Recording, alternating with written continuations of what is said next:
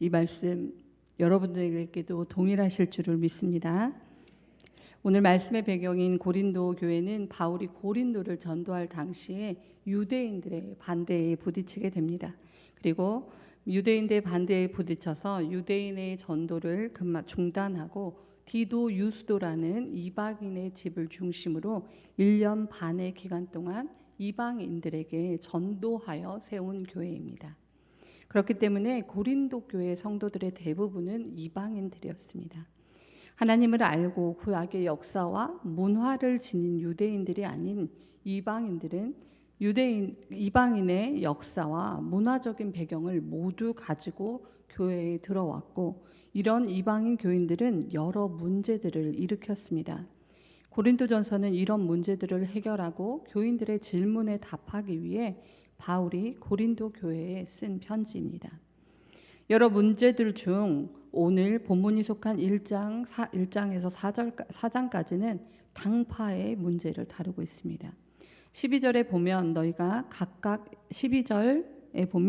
각각 이르되 나는 바울에게, 나는 아볼로에게, 나는 게바에게, 나는 그리스도에게 속한 자라 한다는 것이니라고 이렇게 기록된 것을 보아서 고린도 안에 여러 당파가 있었으며, 그리고 이것은 내가 누구에게 배웠는가, 내가 누구의 말씀이 더 옳고 그른지, 누가 더 우선인지를 주장하면서 한 교회 안에서 서로가 분열되었던 것을 미루어 짐작할 수 있습니다. 바울은 이런 교회 내의 분쟁 원인이 하나님의 지혜를 무시하고 세상의 지혜를 내세우기 때문이라고 합니다. 오늘 말씀 19절에서 21절까지의 말씀을 같이 한번 읽을까요? 19절, 고린도전서 1장 19절에서 21절까지의 말씀을 함께 읽겠습니다. 기록된 바 내가 지혜 있는 자들의 지혜를 멸하고 총명한 자들의 총명을 폐하리라 하였으니 지혜 있는 자가 어디 있느냐, 선비가 어디 있느냐, 이 세대의 변론가가 어디 있느냐. 하나님께서 이 세상의 지혜를 미련하게 하신 것이 아니냐. 하나님의 지혜에 있어서는 이 세상이 자기 지혜로 하나님을 알지 못하므로 하나님께서 전도에 미련한 것으로 믿는 자들을 구원하시기를 기뻐하셨도다. 아멘. 함께 읽은 말씀이 말하고 있는 것처럼 하나님께서 세상의 모든 지혜를 미련하게 하신 것은 하나님의 지혜를 세상의 지혜로 알 수 없기 때문입니다. 세상의 지혜로는 하나님을 알 수 없으므로 하나님께서 어리석게 보이는 말씀 선포를 통해서 그 말씀을 믿는 자들을 구원하시기를 기뻐하신다고 하셨습니다. 그 말씀의 핵심은 바로 십자가입니다. 하나님의 지혜는 오직 십자가에 달린 예수 그리스도의 복음으로 죄인들에게 구원을 선포하는 것이면서 그것을 믿는 사람들을 구원하시기를 기뻐하십니다. 게바에게 배웠든 아볼로에게 배웠든 유대인이든 헬라인이든 돈이 적든 많든 재주가 적든 많든 지위가 높든 낮든 많이 배웠든 누구를 다스리는 권력자이든 누군가에게 다스림을 받는 자이든지 간에 이런 세상의 것들을 하나님께서는 다 미련한 것으로 만드셨다는 것입니다. 세상 사람들에게는 어리석어 보이는 십자가의 도, 그것을 선포하는 말씀을 믿는 사람을 구원하시기를 기뻐하신다고 말씀하시는 것입니다. 하나님 지혜의 핵심은 십자가입니다. 하나님의 지혜는 십자가에 달린 예수 그리스도의 복음을 죄인들에게 구원을 선포하는 것입니다. 바울은 세상의 지혜를 추구하는 자들과 하나님의 지혜를 추구하는 자들의 예를 각각 들어서 설명합니다. 22절에 유대인과 헬라인은 세상의 지혜를 추구하는 자들의 표본으로 제시됩니다. 유대인들은 표적을 구합니다. 그들은 광야의 이스라엘 백성처럼 끊임없이 이적을 구하면서 하나님을 시험합니다. 그동안 구름기둥과 불기둥으로 만나와 메추라기로 반석의 물로 그들을 돌보시고 그들에게 은혜를 베푸시는 하나님은 까맣게 잊은 채 하나님을 배반하고 그 인도하신 하나님이 아니라 세상에 있는 우상 숭배를 멈추지 않는 이들입니다. 예수님의 공생의 시절에 유대인들은 어떠했습니까? 예수님의 그 수많은 이적을 보고서도 예수님이 하나님의 아들이심을 인정하지 않았습니다. 반면에 헬라에는 지식을 추구하는 자들이었습니다. 지혜가 그들을 행복하게 해줄 거라고 믿었고 지혜 자체를 신격화했습니다. 그들은 끝없이 지혜를 추구하고 새로운 지식에 관심을 보였습니다. 그것으로 영적인 세계에 도달할 수 있다고 믿었습니다. 그리스도인들은 어땠습니까? 우리 23절의 말씀 함께 읽겠습니다. 우리는 십자가에 못 박힌 그리스도를 전하니 유대인에게는 거리끼는 것이요 이방인에게는 미련한 것이로되. 아멘. 유대인들이 거리끼는 십자가, 헬라인들이 저건 지혜가 아니다, 저건 어리석은 것이다 라고 미련한 것으로 치부하는 그 십자가를 선포한다고 말합니다. 유대인들은 그 메시지를 꺼렸습니다. 정치적, 군사적 메시아의 출현을 학수고대하는 사람들에게 십자가의 메시아는 걸림돌일 뿐이었습니다. 끊임없이 이적을 보여주고 강한 능력으로 자신들의 나라를 구원해도 모자랄 판에, 그런 메시아여도 모자랄 판에 큰 소리 한 번 반항도 안 하고 항변도 하지 않은 채 십자가에 그대로 달려서 죽어버리는 메시아라니 그들에게는 그것이 말도 안 되는 것이었습니다. 어떻게 십자가에서 구원이 나올 수 있다는 것인가 이해되지 않았습니다. 십자가가 어떤 것입니까? 그것은 너무도 잔인하고 치욕스럽고 저주스러운 것이어서 고상한 사람들끼리 대화할 때, 야, 십자가에서 누가 죽었다더라, 십자가 처형을 받는데 그런 단어, 십자가라는 단어조차 말하면 그 자리 자체, 그것을 말하는 사람조차 천박하게 여기는 단어였습니다. 그래서 사람들과의 대화에서조차 언급하지도 못하는 단어였습니다. 얼마나 그 정도가 심하게 느껴졌으면 로마인들에게는 이 십자가 처형을 행하지도 않는 방법이었습니다. 십자가는 단어 그 자체로 모욕이고 수치였습니다. 그런데 이런 십자가에 달린 예수가 메시아라니요. 이런 십자가는 지혜를 숭상하는 헬라인들에게는 미련한 것이었습니다. 여러분, 미련한 것이 무엇입니까? 혹시 미련 곰탱이라는 말을 들어보셨습니까? 네. 답답하고 말귀 못 알아듣고, 그죠? 막 어떤 상황에서 제대로 대처하지도 못하고 하는 사람들을 미련 곰퉁이라고 부릅니다. 미련스럽다, 미련 곰퉁이, 좋은 의미로 쓰여집니까? 네, 좋은 의미로 쓰여지지 않죠. 미련스럽다, 이 단어는 터무니없는, 택도 없는, 말도 안 되는, 고집을 부릴 정도로 매우 어리석고 둔하다는 뜻입니다. 여러분, 내일 아침에 해가 안 뜬다고 우기면 해가 안 뜹니까? 네, 오늘 밤이 오지 않는다고 고집을 부리면 밤이 오지 않습니까? 그런 것을 아니야, 내 말 믿으라니까, 내일 해 안 뜬다니까, 오늘 밤 절대 안 와 라고 우기면 어떻습니까? 그 사람을 모두 한심하게 볼 겁니다. 그런 것들을 미련하다, 택도 없다 라고 말하는 것입니다. 헬라인들에게 십자가는 그렇게 미련한 것이었습니다. 방금 제가 했던 것처럼 절로 혀를 차고 손가락질을 할 정도로 어리석은 것이었습니다. 이렇게 미련한 자가 어떻게 하느님의 아들이며 구원자가 될 수 있다는 말입니까? 탁월한 철학자나 위대한 영웅이 구원자라고 해도 믿기 힘들 판에 파멸의 십자가, 멸망의 십자가, 치욕의 십자가, 저주의 십자가, 부끄러움의 십자가에 달린 예수가 구원자라니 말도 안 된다고 생각했습니다. 여러분, 이쯤에서 여러분들은 어떤 마음이 드십니까?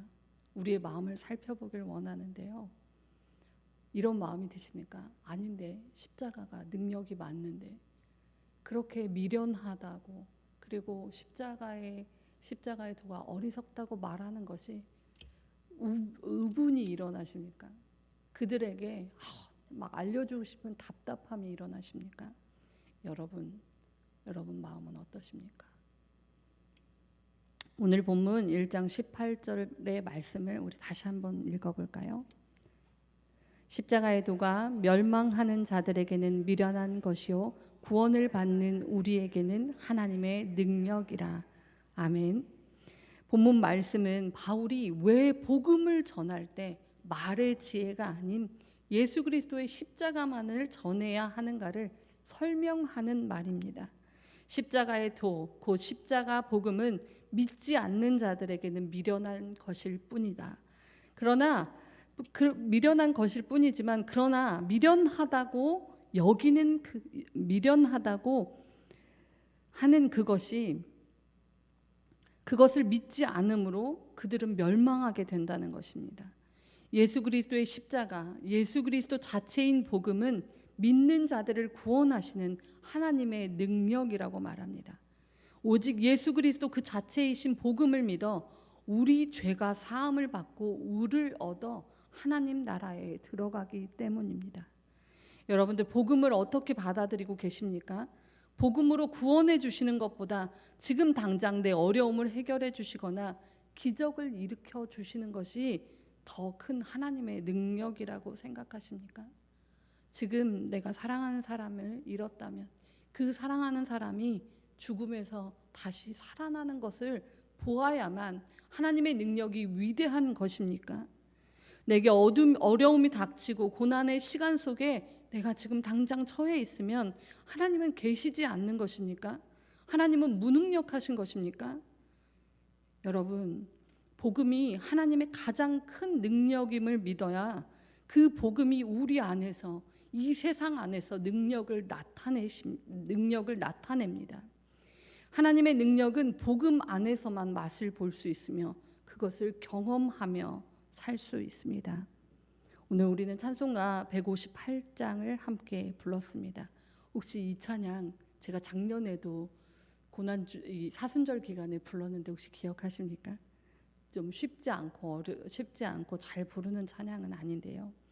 이 찬양을 작사하신 분은 여러분들이 잘 알고 계시는 주기철 목사님입니다.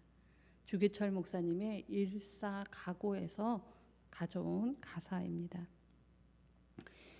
일제강점기 시대에 신사참배를 끝까지 거부하면서 순교하신 주기철 목사님이 쓴 이 시는 주님을 따르는 고난의 길을 묵상하며 이 가사를 쓴 것으로 잘 알려져 있습니다.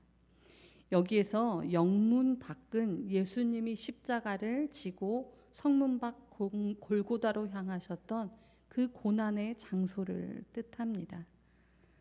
목사님은 자신에게 곧 닥칠 투옥과 죽음과 고통을 예견하면서도 그럼에도 불구하고 주님이 가신 그 길, 그 영문 밖의 길을 자신도 아픈 다리 싸매주고 저는 다리 고쳐주고 울더라도 걸어가고 배고파도 걸어가겠다고 그 길을 끝까지 따르겠다는 신앙적인 결단을 담은 것이 이 찬양의 가사입니다.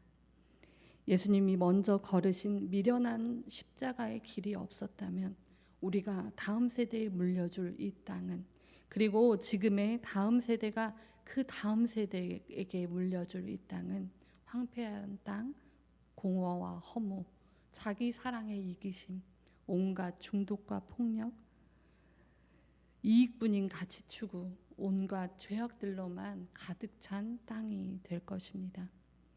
지금도 그렇게 되어가고 있지만 우리는 그것이 끝이 아님을 알고 있습니다. 예수님은 존경하지만 예수님처럼 살고 싶지는 않고, 이건희를 존경하지는 않지만 이건희처럼 살고 싶은 사람들이 만드는 세상은 결코 소망과 희망이 있을 수가 없습니다. 여러분들 혹시 미래를 표현한 영화들을 보신 적이 있나요? 저 초등학교 때 봤던 워터월드라는 영화가 기억이 나는데요. 혹시 기억하시는 분이 계신가요?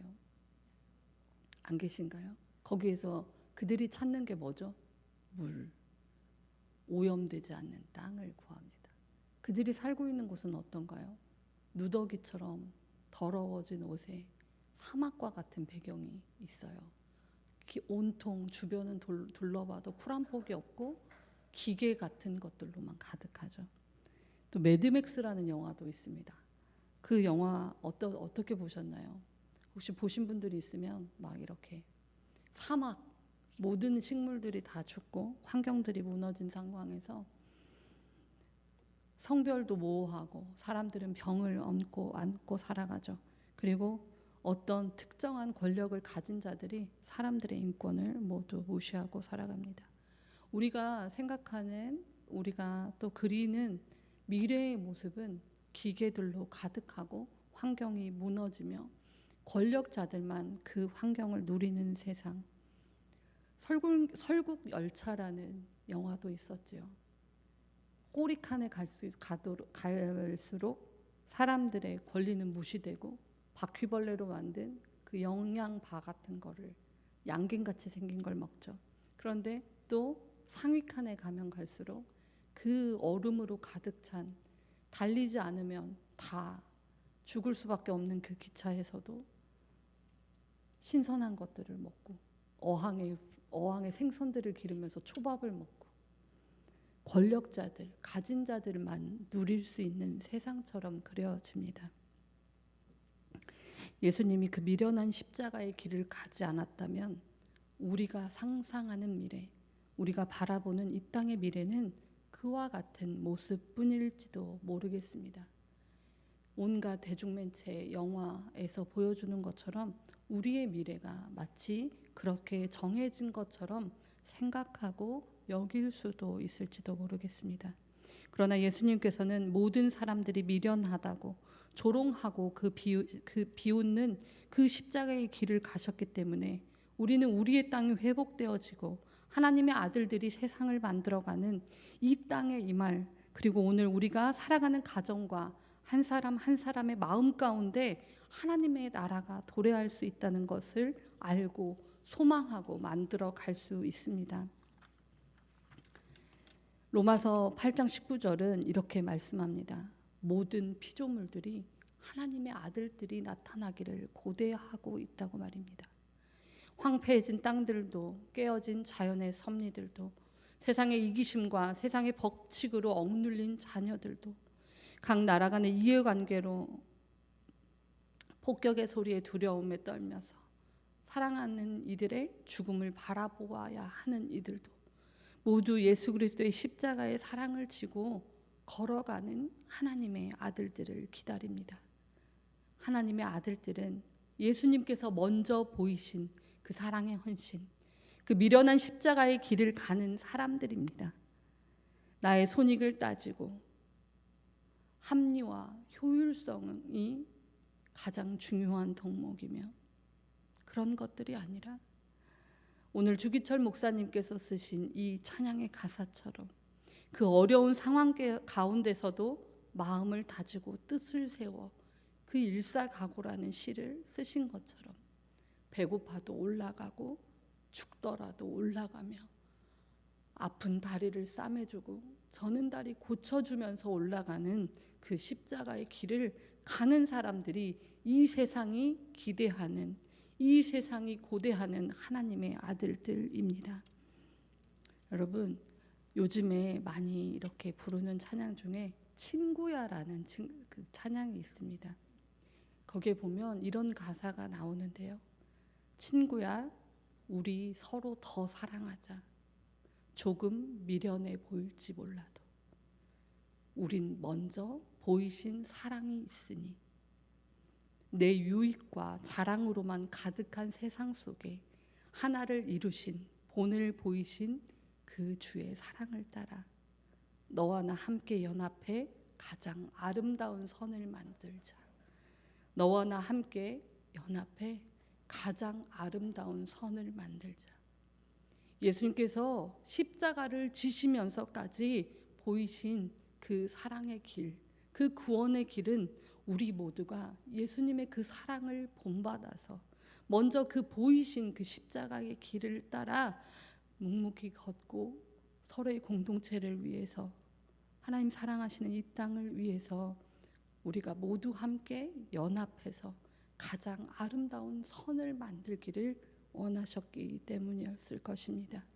각자 한 사람 한 사람이 죄악된 이 세상 속에 머무는 것이 아니라 날마다 매일매일을 하나님 나라에서 하나님과 함께 하나님의 다스리심을 받으며 살아가기를 원하셨기 때문인 것입니다. 여러분, 사랑하는 사람한테 이렇게 젊은 사람들이 애칭으로 뭐라고 하죠?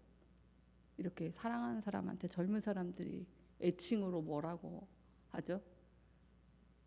힌트는 친구야랑 비슷합니다. 뭐라고 하시죠? 여러 말이 나오는 것 같은데요. 애칭이 되게 많으신가 봐요. 저희 예전에 전도사님 핸드폰에는 신랑 이렇게 남편 이름을 꽃사슴이라고 해놨더라고요. 여러분도 혹시 여기 꽃사슴 있으십니까? 우리가 사랑하는 사람, 이렇게 친밀한 사람들 볼 때 꼭 남자 여자 이성 간에만이 아니라 친한 친구한테도 자기야라고 부르죠. 이렇게 옆에 있는 사람 이렇게 손을 한번 잡아보시겠어요? 혼자 있으신 분들은 집에 여기 떨어져 있는 아내분을 생각하면서 아니면 자기의 이름을 부르면서 이렇게 손을 한번 마주 잡으시고, 목사님은 마주 잡으셔야 되겠네요. 저기 사모님하고 네. 손을 꼭 잡으시면서 이렇게 말씀해 보이겠어요? 자기야. 저도 좀 애교가 없는 편이라서 너무 어색한데요. 닭살스러우세요? 사랑한다고 생각을 하시고, 자, 손을 꼭 잡으시고, 자기야, 우리 이 십자가의 길을 가자. 조금 미련해 보일지라도 기쁘고 행복하게 이 길을 함께 가자. 먼저 보이신 그 사랑이 있으니 우리가 이 마음이 있다면 부부관계는 더 이상 깨지지 않을 것입니다. 우리가 이 마음이 있다면 자녀와 부모의 관계는 반드시 회복될 것입니다. 우리가 이 마음이 있다면 전쟁이 일어나는 곳에 화해가 있고, 우리가 이 마음이 있다면, 이 그리스도의 사랑이 있다면 무너져가는 이 세상 가운데 반드시 소망이 있을 것입니다. 십자가가 우리에게 능력이 되는 것은 우리를 사랑하사 그 십자가의 길을 걸어가심으로 우리를 구원하신 예수님이 있기 때문입니다. 그 길을 예수님이 먼저 걸어가셔서 우리의 본이 되셨기 때문입니다. 미련한 십자가, 그 십자가가 오늘을 살아가는 여러분 한 분 한 분의 능력이 되어지기를 진심으로 기도합니다. 함께 기도하겠습니다. 거룩하신 아버지 하나님, 오늘 거룩한 주일에 주님의 영광 아래 섭니다. 주님, 우리의 삶이 주님께서 걸어가신 그 십자가를,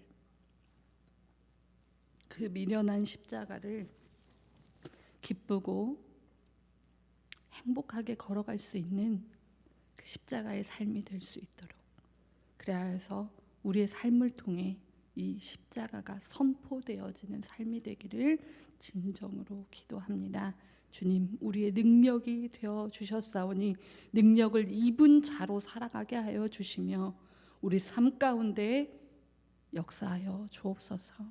감사합니다. 우리를 구원하신 살아계신 예수 그리스도의 이름으로 기도드렸습니다.